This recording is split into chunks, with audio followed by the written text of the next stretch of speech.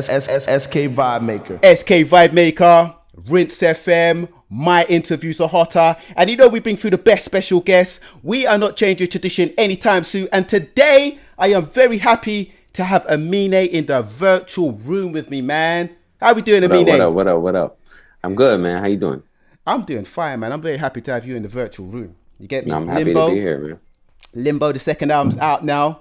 A lot of Yes, people sir. anticipating that, happy that it's out. But for some Thank you. people, they don't know about Amine as much as they should do. How would you explain the last few years in the musical journey of Amine? Really good. I think we've been on multiple world tours. It's all sold out. Platinum records, gold records, all of that. It's been a ride, you know, it's been very good. And I think Limbo is kind of the build up into maturity for me, which is dope.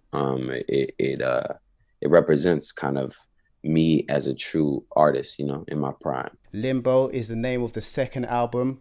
A lot of people know what Limbo means, but what does Limbo mean to Amine, and why did you title the album this? Yeah, a lot of people thought, you know, because of quarantine and everything going on, that I titled Limbo because the world is in limbo and all this stuff. But I've had this title for like a year, you know what I mean? So for me, the title came about because I personally wanted to let fans know a lot of the times to stop myself. A lot of the times people put rappers and celebrities or whatever on pedestals and they ask us for advice. But the real title was to let people know, you know, I'm figuring it out just like you. Like, I don't even know what I'm doing. I'm as I go, I'm figuring this out. So for me, Limbo was kind of a way to, you know, create some sort of ego death for me and really create something that was true to myself. I Yeah. would say, and a lot of people that know about you would say that you are very distinctive with it, man. The swag, the rhyme patterns, the directing of the videos, the aesthetic, and all that. How would Thank you. Amine explain Amine's place in the game, the music game, the hip hop world? Man, I don't know. I think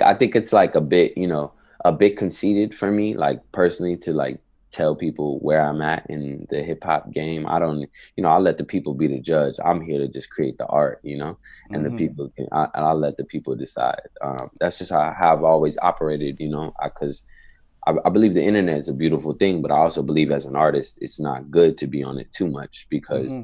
it affects the music. You know what I mean? It kills your confidence, or it builds your confidence. You know, it could do both, and both could be a positive or a negative. You know what I mean? So I try to, you know, I just try to surround myself with family and friends and just keep it the same way I did when I started. You know? Hmm. Well, let me ask you this: do you feel like much of an outsider? Nah, not really. I mean, my boys, everyone on the album is like my boy. You know what I mean? In the young hip hop community, like that's, you know, we're kind of all we all know each other. You know what I mean? Like smoke, drink, do whatever the hell together. You know. So for me, um, I'm definitely not the guy. I feel like people who see me as an outsider like that, like I feel like are the people who don't see me in the club or something like that. Because Hmm. I'm not the kind of guy to go out. I'm just here. I'm here for the music of it, and I pop in and pop back out. You know, that's Straight just up. how I am.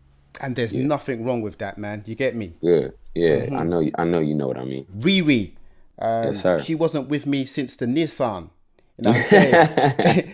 With a guy like yourself, young OG in the game, definitely got like a lot of status. The status is growing.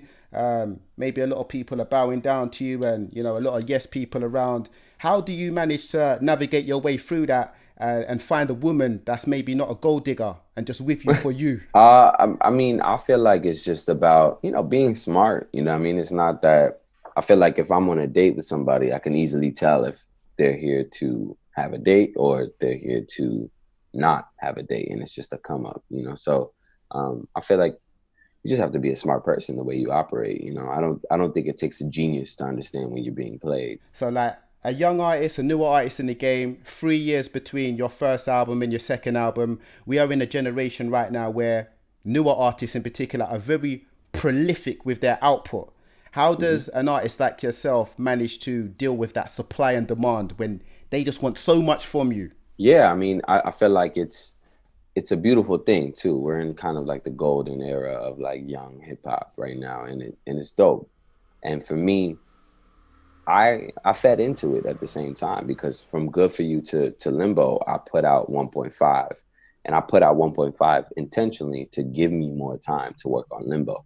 You know, that was, it's called literally 1.5 because it isn't the second album. It's just 1.5, you know? So, I personally, that's kind of, it speaks, me putting out 1.5 speaks to your question. You know, I had to put out that content in order to give me more time for the people, because the people, fans' attention spans are like, you know, quick right now. So for me, even in the future after Limbo, there's going to be more music coming, and there's going to be a lot more coming. Do you feel much of a pressure then, like to supply, like maybe forced a little bit? Yeah, of course. I mean, I feel like every artist is going to sit here and lie, but I'm not going to act like me rapping over a beat isn't fun. You know, like it's still, I'm still having so much fun doing what I do as a career. It's still like a dream. It's better than doing something that I don't want to do. You know what I mean? So I'm blessed. Like, I'm not going to sit here and complain about the supply and demand of it all, you know? So over the years, Amine has definitely had an affinity with the UK thing. Like, you had a song called Spice Girls. You collaborated with AJ Tracy as well. Tell us where your love for UK culture and the UK thing comes from, man. Because not all of the artists that side of the Atlantic are wanting to collaborate with UK artists. Man, it kind of happened. If it happened naturally, though. I just went over to London for the first time for a show. I had never been out the country before, and I had hung out there a couple years back, and I met Dave. And this was like early in Dave's career, and we were hanging out, and he was, we didn't really make any music that session. We just kind of got to know each other as artists, and he took me around his ends, and we walked around London, and then he took me to some show at XOYO, East London. XOYO, yeah. He took me there, and I didn't even know what it was, but I seen so many like just dope, energetic Black people, you know what I mean? And that's when I really felt like I was in London's like true culture and true form. And I met different artists that night, and then I seen this crowd just moshing to some grime, and I didn't really know grime music that well. And that was like my biggest introduction, and I seen everybody going like this, and I was like, okay, this is dope. And he took me to an AJ Tracy show, like a sold out AJ Tracy show, and that was when we all met. And I kind of just fell in love with London's culture, and I just always appreciated it, you know. You've also collaborated with Slow Tie as well. Yeah. You know what I'm saying? My guy right there, you know. Yeah, we appreciate the love, man. Sometimes we wonder whether you guys that side of the Atlantic are scared, or whether you just don't like the UK thing. But we like you, you know. We blend man, I love the UK thing, man. Anyone who knows me knows I love that. I play it nonstop, you know. Now talk to me about Burden, man. It's like that soul rap. You started off the album Limbo, the second album, in a fantastic way, in my opinion. Thank you so much. Yeah, Burden's like one of my favorite tracks, bro. I can't even lie to you. I made that a year ago, and I made it after I had made most of the album, you know, because I had made most of the album. I had like 7 other songs that I was going to use as the intro. And I was like, none of these is hitting my soul the way an intro should, you know? And when I heard that Burden beat, it you know, it was like a click. It was like a switch just went off in my head, where I was just like, oh my God, if this is the first thing you play on an album, this is crazy. And yeah, man, I'm so proud of it, and I'm glad you mentioned it. It's just a song I'm real proud of too. Now, I don't know if many people say this to you, but I feel like you're underrated. I don't know if you feel about like... A lot of people say that. People do say that. Yeah, so, I see it on the internet all the time. Straight up. So I don't know whether you feel like that, or that's something you digest. You say that you're aware of it. How does an artist like yourself, who hears this underrated thing a lot, you said you've seen it, stop themselves from being self-consumed and becoming maybe sour and self-destructing from being told I'm underrated when you want to be rated? Yeah, I mean, for me, like I said, I think before, it's great that you mentioned that, because it is easy to be a sour person about things like that, or not getting the recognition you deserve. But for me, it's like you just got to keep putting good content, good art out there, and the people will notice. You know, all it takes is just good work, and people that work hard and keep their head down and don't talk. You know, for me, it's just super important, where I just want people to know me for my work and the quality of my work. I don't want to be known as the guy who pulled up and did antics in order to be famous. For me, I just want to be known for my work, you know, as an MC as well. You're from this place called Woodlawn in Portland. It's not a place that I've heard of much in Oregon. How would you break down, you know, that place in particular for someone that hasn't been there? Yeah, I mean, it speaks to what you just said. Like, not a lot of people get to hear about the Black culture in Portland at all. It's pretty, from the media standpoint, it's pretty non-existent. And what's funny is I grew up in an all mostly Black neighborhood. So for me, it was my whole life, I seen it get shut down more and more and more over the years. So it was really important for me to be able to, you know, put on for my city, and especially not just Portland, but Black Portland, and really showcase that, because a ton of us get moved out of the city. A ton of us don't get hired. A ton of us we're pushed out of our own neighborhoods that they gave to us to live in. And, you know, it's a sad thing to see, you know, especially with the Black Lives Matter movement going on. It's a bit bittersweet to be from Portland, because it's such a liberal city, and they support Black Lives Matter like crazy. But those same people that are moving into those houses and putting a Black Lives Matter sign on their lawn are the same people that are moving out Black folks out of those neighborhoods. Crazy. You know, so it's, you know, that's just a little taste of where I'm from. So Shimmy, Off on a Natural Charge, Bon Voyage, using the ODB sample, Wu-Tang, of course. I heard that sample was in the beat before, you know, when you got the beat. What does ODB and Wu-Tang mean to you? Did they have much of an impact on your upbringing, or, you know, coming up as a young MC? Yeah, I said this, I think, a couple times, but like Wu-Tang for me, but even though we know the music is the most classic hip hop and the OG of it all, the logo was something that is like, it goes like the cross, McDonald's sign, and then the Wu-Tang logo. You know, like it's so impactful to everyone's life, and it wasn't even something that you understood. Even if you didn't know who Wu-Tang was, you knew what that logo kind of symbolized. You knew it was a thing.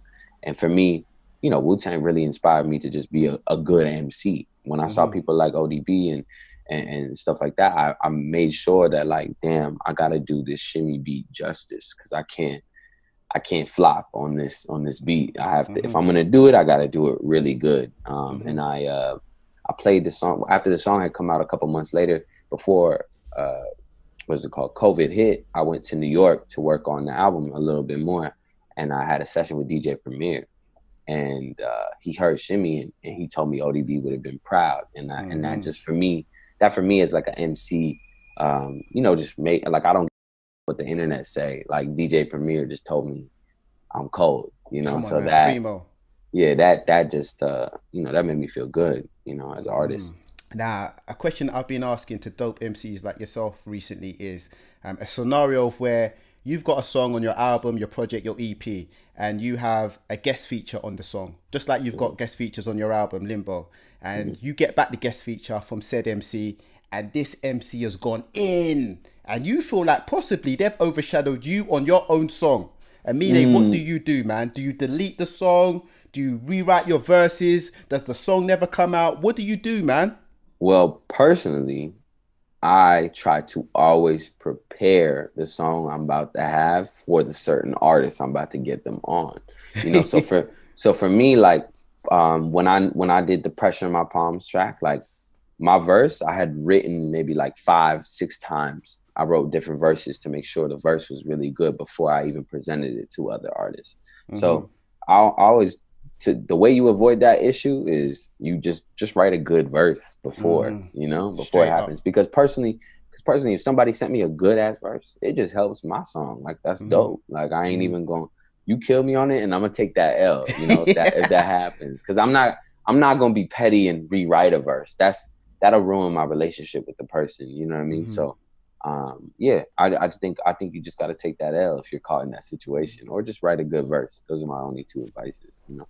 Where do you hope to be in 5 years' time, man, in your career? Man, that's a good question. I just hope to be happy. Really, I just hope to be happy with where I'm at in my career. I hope to live a fruitful life and be doing exactly what I want to do. You know, I don't want to be conforming to anyone. I want to be able to create the same way I'm creating now and when I was 21, and anything. I just want to be able to have the freedom that I do now. Compensating with Young Thug, the single off the album Limbo, big song, big video as well, man. Always Thank love the you. videos.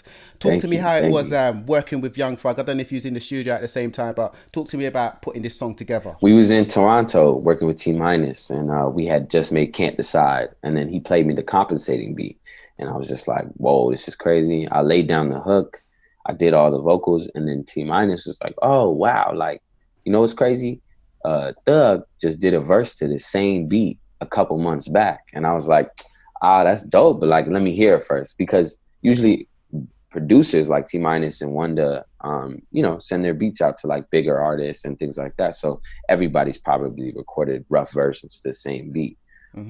So when he played me the verse, he put it next to the compensating hook, and we was in the studio, and our minds just went crazy. We was like, "Yo, this is this," because we're talking about the same thing. It was just like it was like it was heaven sent. Like we didn't even mean for that to happen. And T Minus, I gotta thank T Minus because that he quarterbacked the whole situation, and then we played it for Thug's team, and they loved it and they approved it, and we was like, "Cool, let's rock." And then we did the video, and And the then rest is that, history. yeah, man, the rest is history. SK Vibemaker.